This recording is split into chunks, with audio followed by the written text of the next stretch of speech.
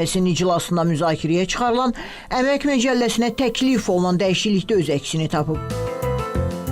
Milli Məclisin Səhiyyə Komitəsinin üzvü Pərvanə Vəliyeva Xəzər xəbəri açıqlamasına bildirib ki, sertifikasiya imtahanından keçməyən işçi təkrar sertifikasiya imtahanından keçənə qədər 6 ay müddətində iş yeri və ya aylıq tarif maaşı saxlanılmaqla müvafiq təhsil müəssisələrində peşə hazırlığı keçərək təkrar sertifikasiya imtahanı üçün müraciət edə bilər.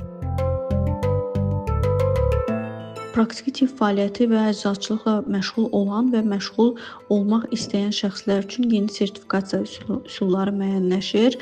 İki seçim yolu verilir həkimlərimizə.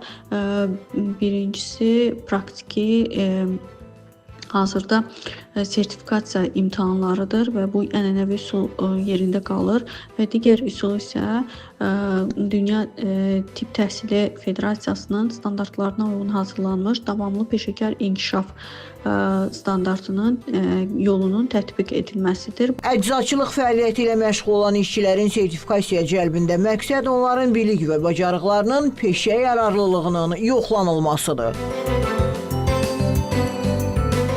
Əczaçıların da sertifikasiyadan keçməsi öncəki qanun layihəsində də öz əksini tapmışdı və bu cəmiyyətimiz üçün müsbət bir haldır. Ona görə ki, sertifikasiyadan keçmiş, bilik və bacarıqlara malik olan əczaçılar istehlakçılara, pasientlərə daha keyfiyyətli xidmətlər təmin edə biləcəklər. Qeyd edək ki, tibb və ya səhiyyə ixtisasları üzrə ali və ya orta ixtisas təhsilli olan şəxslərdən normativ hüquqi aktlara uyğun olaraq müvafiq peşə ixtisas və ya elmi ixtisas dərəcəsinin verildiyi gündən 5 il müddətində sertifikasiya şəhadətnaməsi tələb olunur.